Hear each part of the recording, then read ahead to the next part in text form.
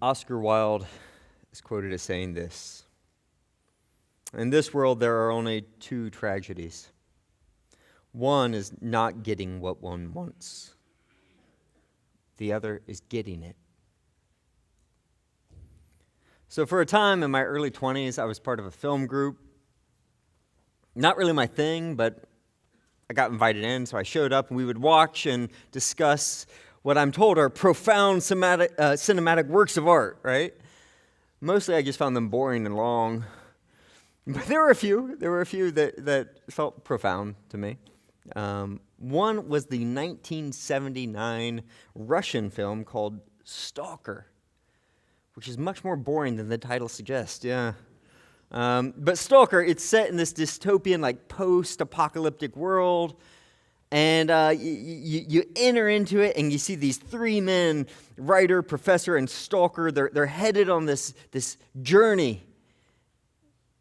They have to go into this place called Zone, and Stalker, he's the guide along this journey. Now, Zone is, it's illegal to go into Zone. It's going to be dangerous. It's a harrowing trip that they might, but they risk it all because in Zone there is the room. And when a person enters into the room, they get whatever they most deeply long for in life.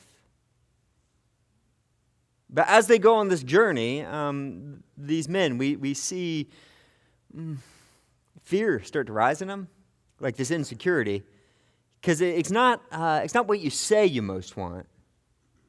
It's not what you tell other people you most want. It's what you might not even know about yourself, what you truly most want in life. That's what you get.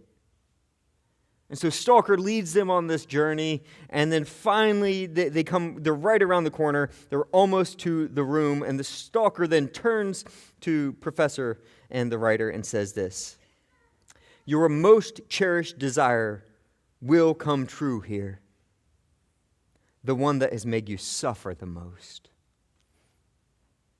He leads them right to the door. But then the writer and the professor, they come to the door and they hesitate. Like suddenly they aren't sure that they actually want to see what's behind that door.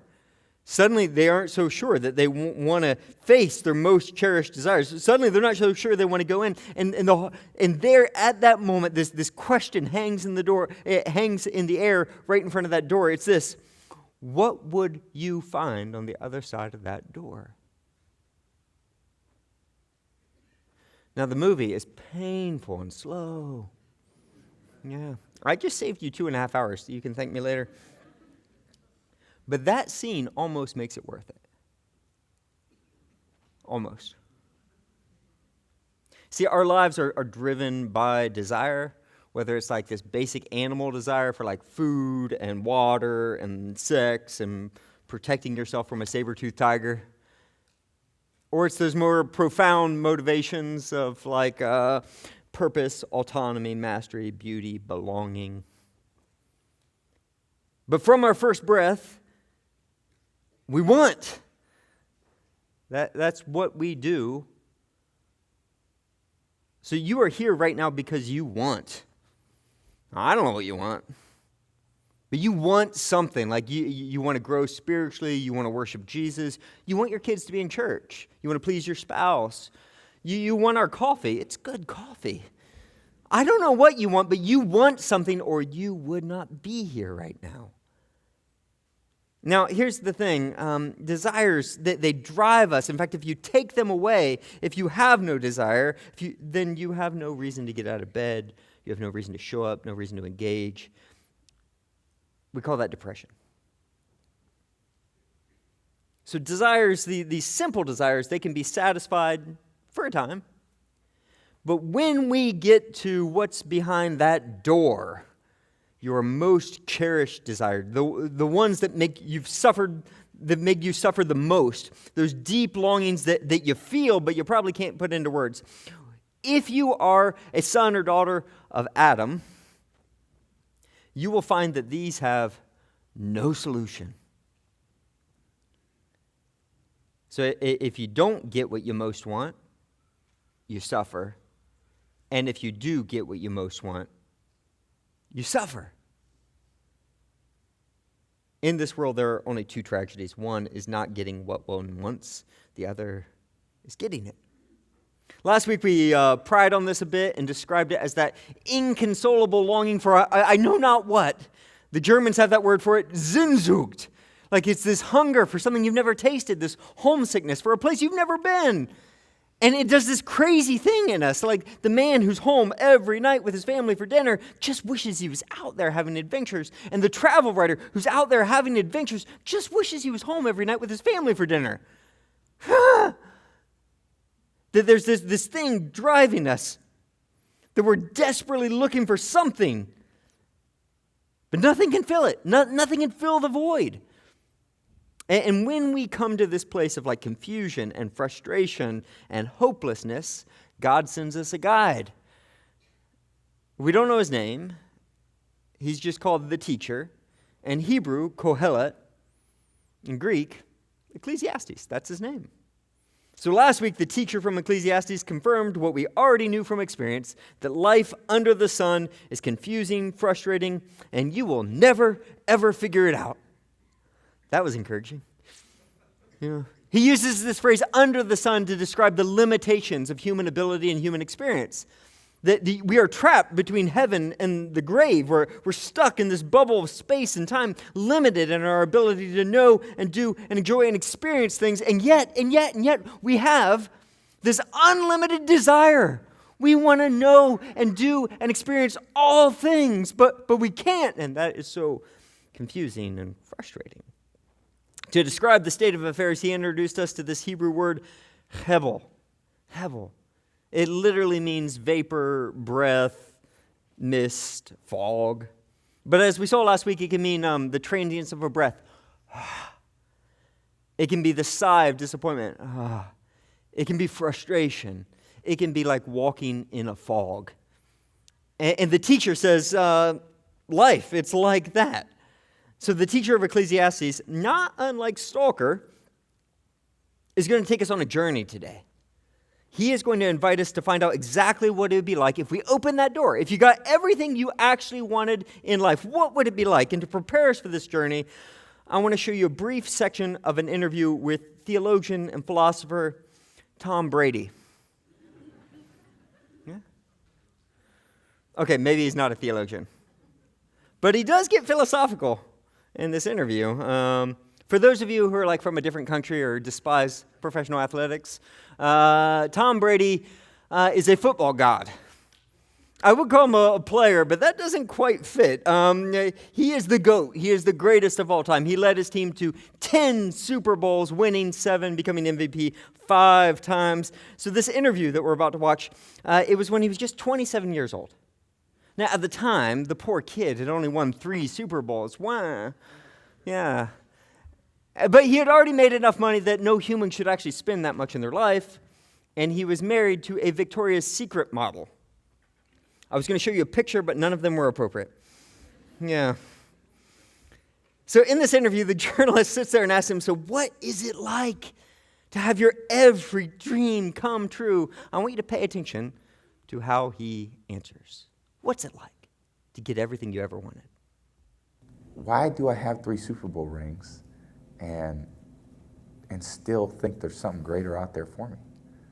I mean, maybe a lot of people would say, hey man, this is what it is. I reached my goal, my dream, my life is me. I think, God, it's got to be more than this. I mean, this can't be what it's all cracked up to be. I mean, I've done it. I'm 27, and what else is there for me? What's the answer? I wish I knew. I wish I knew. Oh, sorry. I do hate the Patriots. Yeah.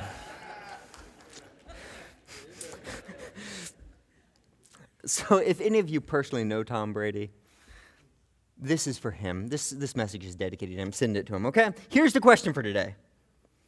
If you had the wealth, the skill, the power, the charisma, the know-how, the je ne sais quoi, to open that door, to get everything you ever wanted in life, what would that get you? What would you find? Now, for mere mortals like us, this is just a thought experiment. But for Tom Brady and for the teacher, the king of Israel, this is a real possibility. He has the ability to do what none of us can do. He can open that door. And this week, he will. So our text is Ecclesiastes chapter 1 into chapter 2 today. It's page 539 in your Pew Bible. I would encourage you to turn on because we're going to zoom in and zoom out a few different times. I want you to see the whole thing there. It's page 539 in your Pew Bible. Ecclesiastes chapter 1, starting in verse 12, it starts like this. I, the teacher, was king over Israel and Jerusalem. I applied my mind to study and to explore by wisdom all that is done under the heavens. What a heavy burden God has laid on mankind, on Adam. I have seen all the things that are done under the sun. All of them are meaningless, a chasing after the wind. What is crooked cannot be straightened. What is lacking cannot be counted. Now, if you're here last week, or you just look prior to this, you'll note there's a shift right here. Last week, we heard meaningless, says the teacher. Someone was describing what the teacher taught. It was a narrator speaking to us. But here, we just switched into the autobiographical section of the book. Here, it starts out, I, the teacher. We get to hear firsthand experience from the teacher himself. So here's the scene. You walk into the palace, and it is big and ostentatious and overwhelming with luxury. And you go around the corner, and there's this old man, like dressed in purple, crown on his head, smells like cigars and expensive cologne. He's looking out the window. He's the king, the teacher. And you've heard stories about him. You've heard about the gold and the lavish lifestyle and the building projects and the epic parties and the women. And you can see like the wrinkles around his eyes, and you aren't sure if those are wrinkles from laughing so much or from crying so much. And as he moves, you get a hint. Is that a tattoo under your robe? And the teacher, looking back over his whole life, says this. You know, when I was your age, I wanted to know and experience and do everything this world had to offer. If it could be known, I needed to know it. If it could be tried, I needed to try it. If it could be experienced, I needed to experience it. So that's what he did. So this week, the teacher is going to share the story of his infamous pleasure experiment. His pleasure experiment. He's going to say, I pursued it all, the wealth, the career, the most amazing wines and parties, the arts, the sex. I was just looking for something, anything that could quiet that ache, that could fill that void. Verse 16. I said to myself, look, I've increased in wisdom more than anyone who's ruled over Jerusalem before me. I've experienced much wisdom and knowledge. He's like, hey, I looked around and realized I'm a smart guy. I have access and wealth and power and education that pretty much no one else does. So he decides, I'm going to run a little experiment here. He's going to take all the things that people, Adam in Hebrew, that Adam toils for in an attempt to make their lives meaningful and significant and happy. He's going to take this and he's going to Tom Brady this thing. Now, of course you're not happy. You only won 3 Super Bowls, man. But what if you won 7? If you won 7, would that really make your life something? That's what he's going to do. The teacher is going to try it. And by it, I mean all of it. Verse 17. Then I applied myself to the understanding of wisdom and also of madness and folly, but I learned that this too is a chasing after the wind. Now, I want you to notice here, the teacher, he keeps using this word wisdom.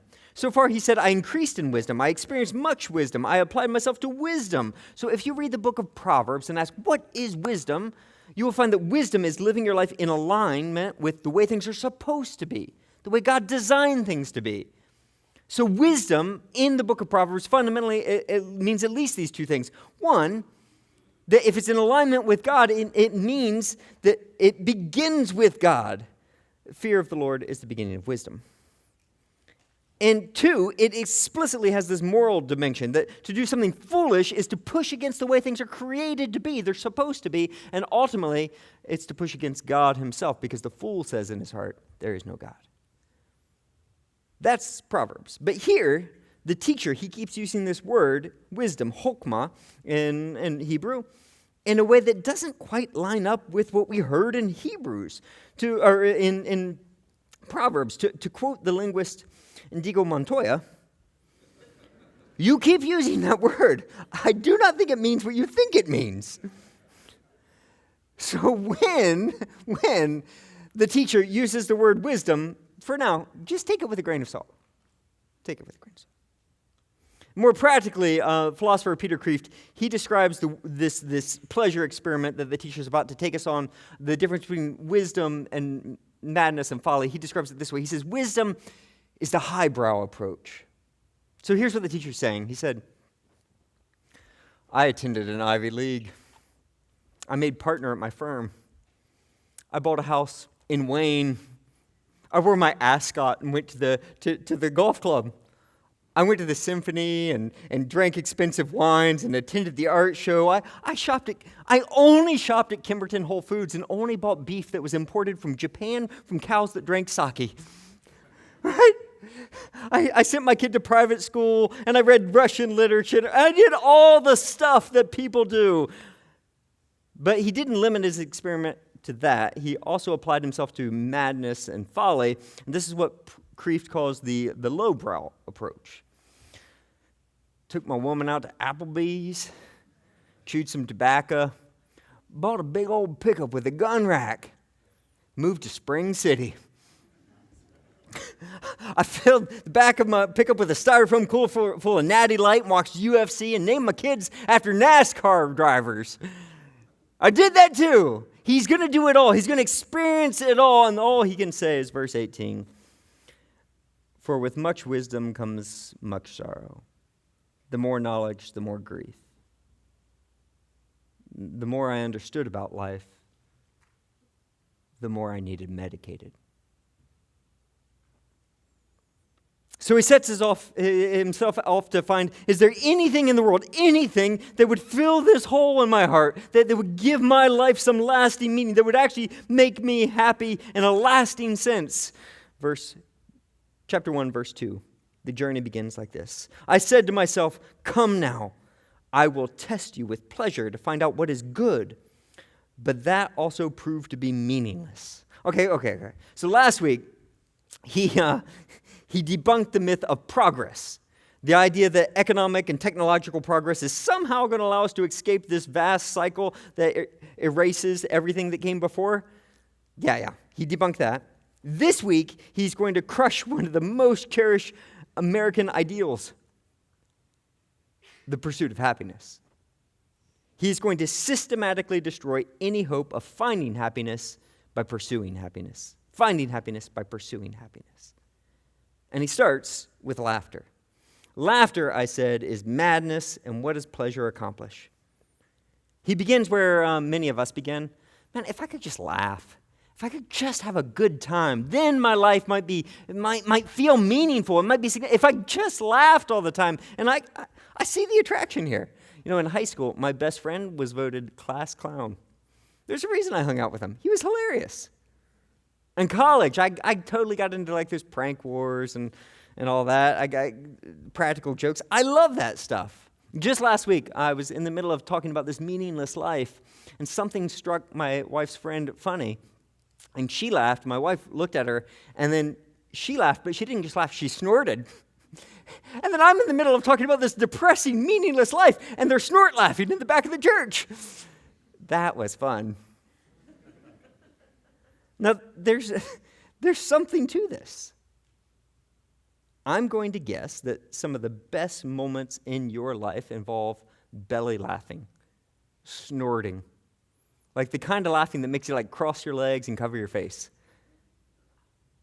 Proverbs 17:22 says, a cheerful heart is good medicine, And it is. Laughter is good. It is good for you. Like studies have shown that laughter can help the healing process, boost your immune system. Self-deprecating humor, they test that specifically to deal with your ability to cope with stress before NASA sends you to the moon. I'm not joking.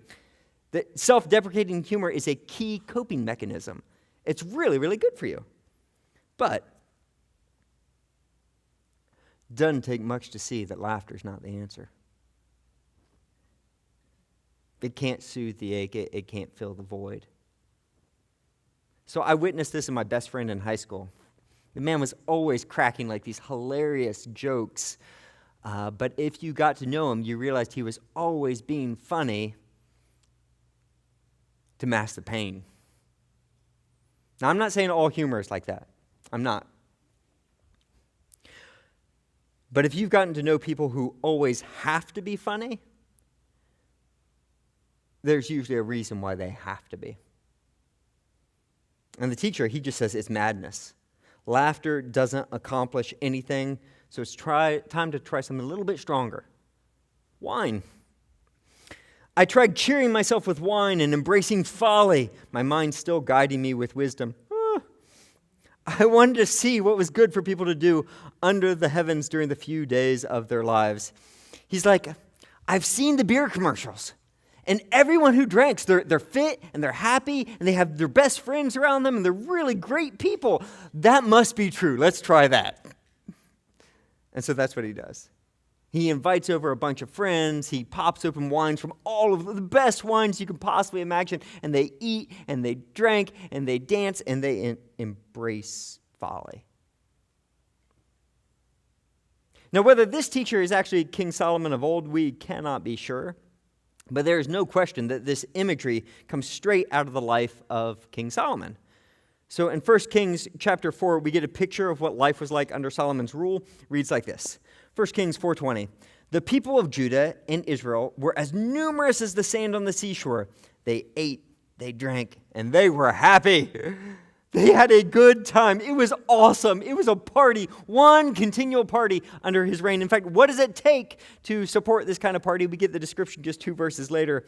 Solomon's daily provisions were 30 cores of the finest flour, 60 cores of meal, 10 head of stall-fed cattle, 20 of pasture-fed cattle, and 100 sheep and goats, as well as deer, gazelle, roebuck, choice fowl.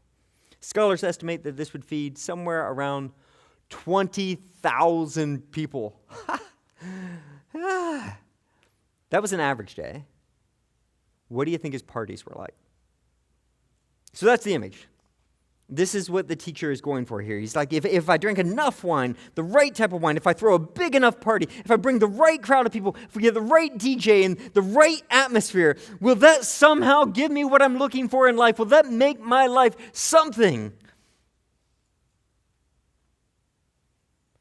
But you can only drink so much wine before you realize alcohol is not the answer. So if you just want to ruin any appreciation of alcohol, I would recommend you Andrew Huberman's podcast on alcohol. Yeah, he's a Stanford neuroscientist. You listen to that, and suddenly all the enjoyment will just drain out. Did you know that alcohol is known to cause cancer? Did you know that it utterly destroys your ability to cope with stress and anxiety? Yeah. You see, even without the science, you don't need that. If you just drink enough, you will find alcohol is not the solution to anything. Can't fill the void and certainly cannot fix what's broken in your soul. And so you can only wake up like in your lawn, passed out with a new tattoo, so many times before you realize, this isn't working. There's got to be something better than this. And so Solomon, or the teacher rather, decides, I need to do something different. I'm going to make something of myself. And so he does. Verse 4, I undertook great projects. Now, readers down through history see in this kind of stages, and you've probably seen this before, like kids, they just want to have fun. They don't care about anything. They just want to laugh and have fun. And then they go off to college, and they just have a big drunken party, thinking that's going to give them the life they want. And then they realize, no, that's not giving me the life I want, so I got to go on to something else. I got to get into doing something worthwhile. And so this is the stage of life where your pursuit of pleasure moves from like college student on spring break to what motivation experts call mastery. The desire to do something great, to be the best at something, to lead something big and important. Now, you and I, we would usually separate partying and projects. Like, these would be different categories in our mind. Like, I've never heard a parent be like, oh, I'm so proud of Bobby. He spent the first 2 years of college doing nothing but playing Xbox and drinking. No, nobody says that. But I have heard parents say, we're so proud of Bobby. He spent the first 2 years of college doing nothing but studying and getting straight A's. Now, for us, these are two totally different categories, but in the mind of the teacher, they're not. He looks at the half-drunk kid playing Xbox all night, and he sees the kid staying up all night to study for the exam, and he sees the same drive for pleasure, the same drive to find meaning in life underneath that. That these are two lanes on the same road. They're both seeking pleasure, both trying to give their life meaning, value, find happiness, something that will last. So the force that drives the college kids to run off to Cancun also drives the college intern to work 80 hours a week. We're all just desperately looking for something. So after cleaning up after the party, the teacher decides to do something ambitious. Maybe that will fill the void. He says, I undertook great projects. I built houses for myself and planted vineyards. I made gardens and parks and planted all kinds of fruit trees in them. I made reservoirs of water groves of flourishing trees. Now, I've never been a partier, but I've been known to do a project or two. I mean, I've did a pretty impressive patio at one time, an epic tree house. I recently redid a bathroom that was destroyed by a toilet. Yeah. There is a pleasure to owning your own place and making something of it. There is. And so the teacher, he just takes this to its logical extreme. Like, we've all landscaped our quarter acre. He's like, I landscaped Jerusalem. Like, I planted a tree. He's like, I planted a national forest. So whatever you think you've accomplished, he did it bigger and better. But he's not just talking about little house projects here. He's talking about lifetime achievement awards, about making partner, about getting the corner office, about becoming tenured, about owning your own company, about getting your name on the building. He's talking about reaching the very highest levels you can within your profession. He's talking about careerism.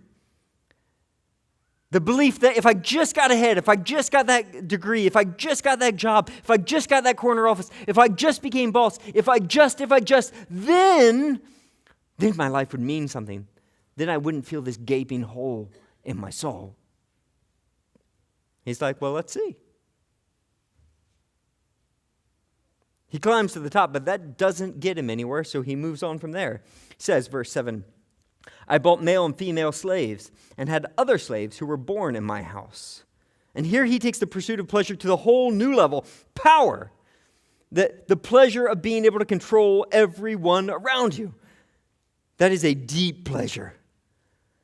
So the connection between power and pleasure, it might not seem apparent to some of us. So in his commentary, Peter Kreeft, he helpfully explains it using what is just one of my favorite quotes from the philosopher Soren Kierkegaard. Kierkegaard says it like this: if I had a servant in my employ who, when I asked him for a cup of cold water, brought instead the world's costliest wines blended in a chalice, I would dismiss him. I would fire that man on the spot. Why? For true pleasure consists not in getting my wine, but in getting my way. And that's it. Better than getting the best things in the world is getting my way, having everything exactly the way I want it. And of course, the best way to get everything exactly the way you want it is money. Money is just like a concrete form of power. That's what it is. So he's like, I'm going to try that too. I also owned more herds and flocks than anyone in Jerusalem before me. I amassed silver and gold for myself and the treasures of kings and provinces. So from birth, you and I are programmed, we are trained that if I just had that job, if I just got that education, if I just lived in that neighborhood, if I just drove that car, if I just dressed like this, if I just looked like this, if I just, then I might be happy. Now, of course, this is obviously, and almost ridiculously untrue. Like anyone who's paused for 2 seconds knows that isn't true. And yet this is the basis, the foundation of consumerism, which is the foundation of our economy. We are a consumer economy. Our entire economy is built upon this. So Harvard psychologist Daniel Gilbert explains it this way. He says, economies can blossom and grow only if people are deluded into believing that the production of wealth will make them happy. You have to believe that making more money will make you more happy. If and only if people hold this false belief, will they do enough producing, procuring, and consuming to sustain their economies. Our economy, your job, our world is held up by this little lie, this profound lie, that what I really want is just out of reach. If I just had a little more, little more, little more. So Tom Brady, in that exact same interview that I showed you, just a little while later, the interviewer turns to him and says, so which of the Super Bowls you've won, which one is most important to you? Which one do you hold out and say, that one meant something to me? His answer, the next one. See how that works? Like, if you want people to endlessly strive to produce, procure, and consume more stuff, they have to believe that more will give them what their life is truly lacking. Like, if Americans were to stop endlessly wanting more, even for a day, the whole global economy would come crashing to a halt. But the teacher says, I tried that. There was nothing else I could buy. Everything that I could buy, I did. I tried it all. I owned it all. And that's still, there's this ache in my soul. There's this void. So he moves on. He goes all like to the arts. I acquired men and women singers. Like I went to the best concert and just tried to lose myself in it. But that wasn't enough, so he adds in sex. I acquired men and women singers and a harem as well, the delights of a man's heart. So the Hebrew scholar Ian Provan points out that the teacher here is a bit more crude than this translation will let off. He literally says in this text, Provan translates it this way, the delights of the male, a breast or two. I took that for myself. So that's awkward. So sex, according to the scriptures, is good. It's beautiful. It's God-given. Like, God thought this idea up. Like, it came from him. Like, he took a naked man and a naked woman and put them in a garden. How great is that? He said to them, be fruitful and... Yeah, how's that work? He came up with that. This is his idea. He celebrates this. This is a good thing from God. So don't be hearing from me that sex is somehow dirty or evil. It is not. It is not. But when a man begins to think of a woman as a mere body part, as mere objects of his personal pleasure rather than a person made in the image of God, this good and beautiful gift from God turns in on itself and it becomes something dirty and evil. Now again, if Solomon's our standard here, in 1 Kings chapter 11, we read, and I quote, King Solomon loved many foreign women, Moabites, Ammonites, Edomites, Sidonians, Hittites, many. In fact, it says in 1 Kings 11:3, he had 700 wives of royal birth and 300 concubines. Every woman he ever wanted, every skin color, every accent, every body shape, every personality, every age, every type he could ever hope to find, he found and he indulged. Now, in a previous era, this was unimaginable, unthinkable. Like, how could anyone ever experience all of that in one lifetime? It used to be, like, impossible. But with the invention of this little thing called the internet, the average teenage boy with an iPhone can tell you the exact same thing. Sex isn't the answer.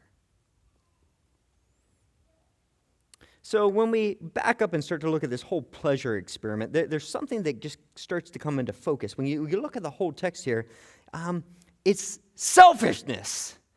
This selfishness of this whole thing is actually breathtaking. Not just like owning slaves and treating women as sexual objects, but the whole thing. It is this rarefied selfishness that you usually only find like in a narcissist or like a social media influencer. Yeah. So in the English translation, you might read this and think, I don't know, was he really that selfish? But in Hebrew, this is downright laughable.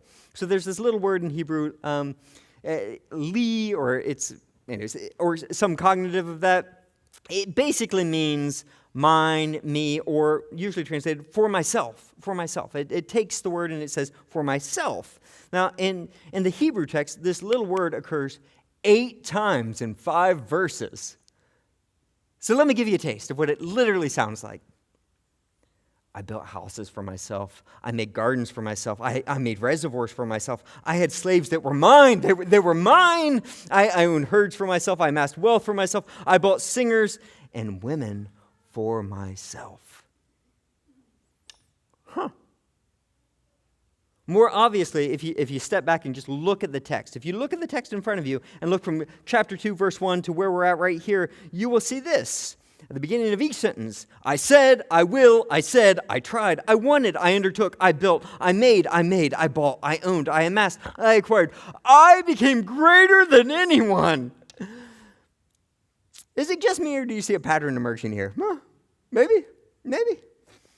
So the word I is inserted so many times into the Hebrew text that Hebrew scholars describe it, and I quote, as unprecedented in the Hebrew Bible. Another one says it's visually stunning. It's almost like a joke. Like the teacher here is making fun of himself. Like he wants to make sure that we understand. I, me. It was so great for me. Like it's ridiculous. It's over the top here. So in one of the commentaries I have by a Jewish scholar named Erica Brown, she tells the story of someone who wrote to the rabbi. This is what they wrote. Said, I would like the rabbi's help. I wake up each day sad and apprehensive. I can't concentrate. I find it hard to pray. I keep the commandments but find no joy in it. I go to synagogue but I feel alone. I begin to wonder what life is about. I need help. The rabbi didn't write a response. Said he just circled the first word in each sentence and sent it back, and it looked like this. I.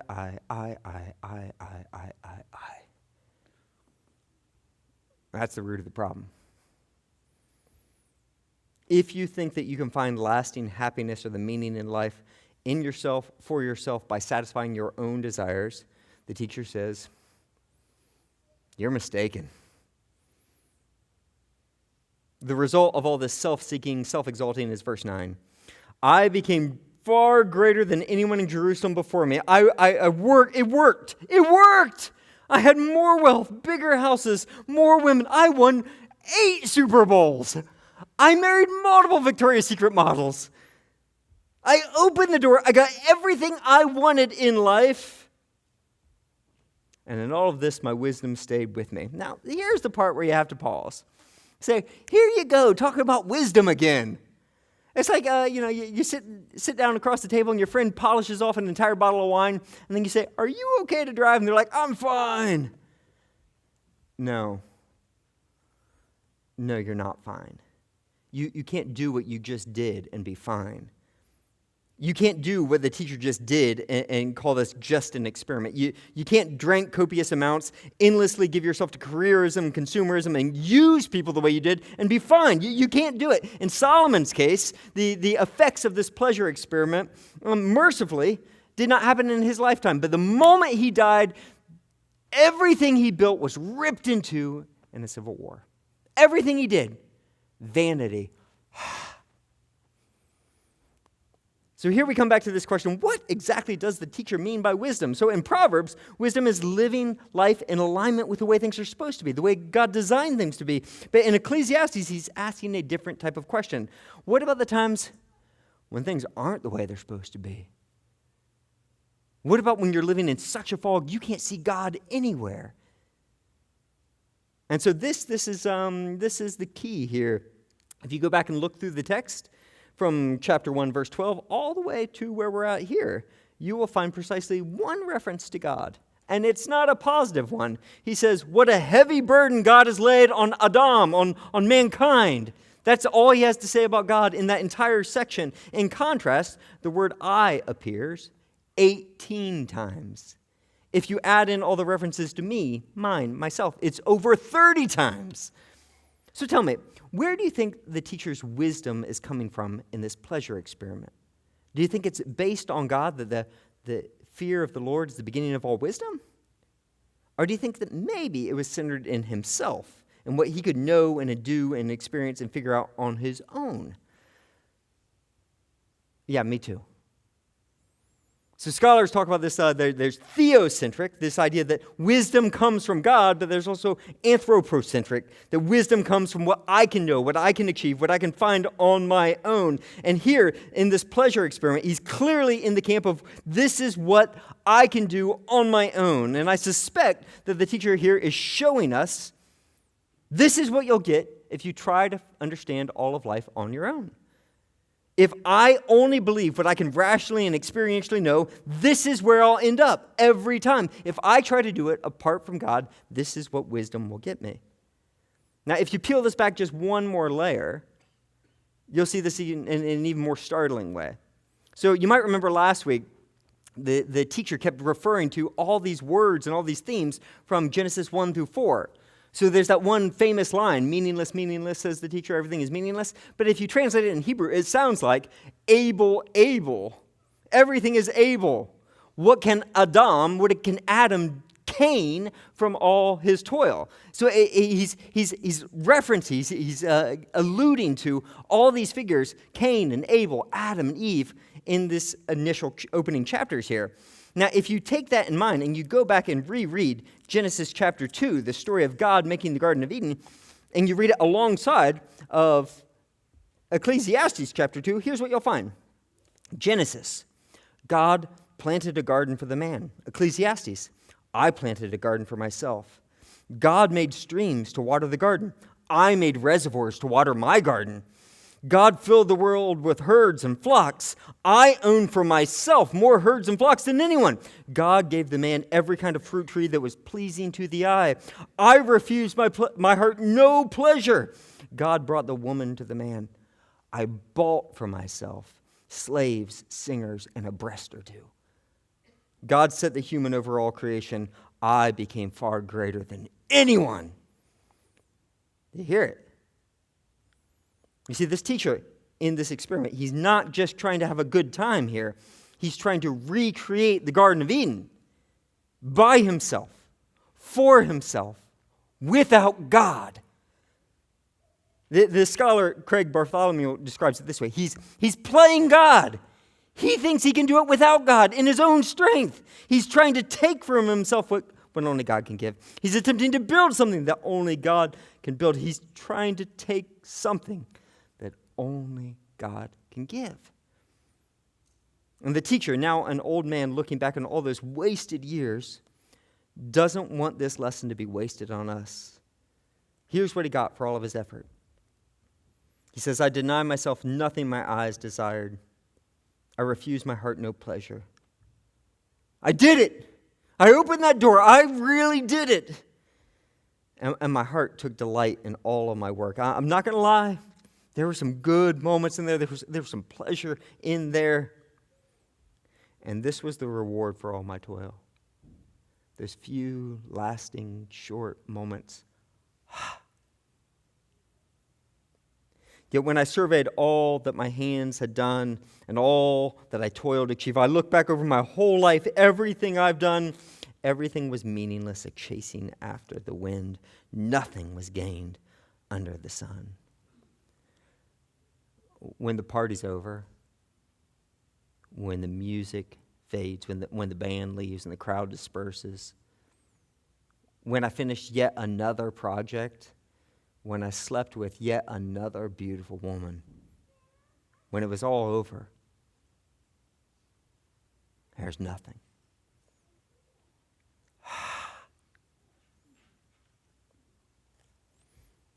What's the answer?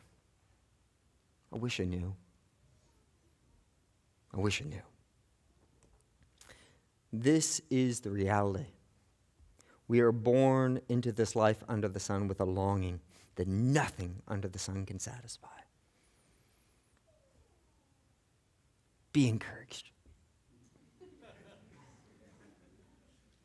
So if you're sitting there and be like, you brought me to church to tell me this?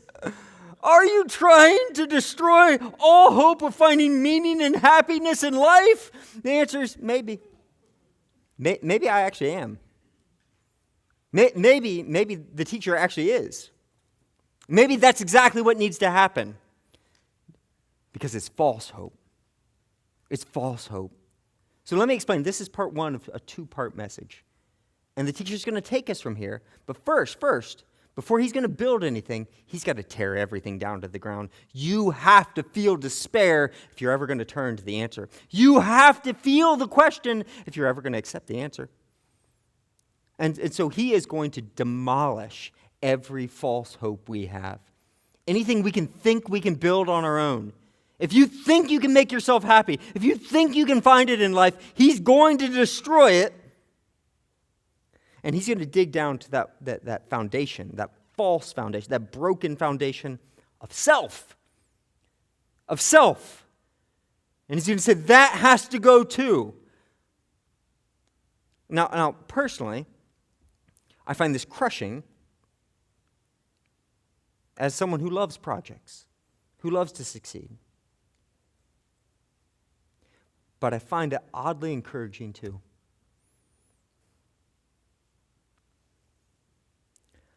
I don't have to make my life meaningful. In fact, I can't. One less thing to worry about.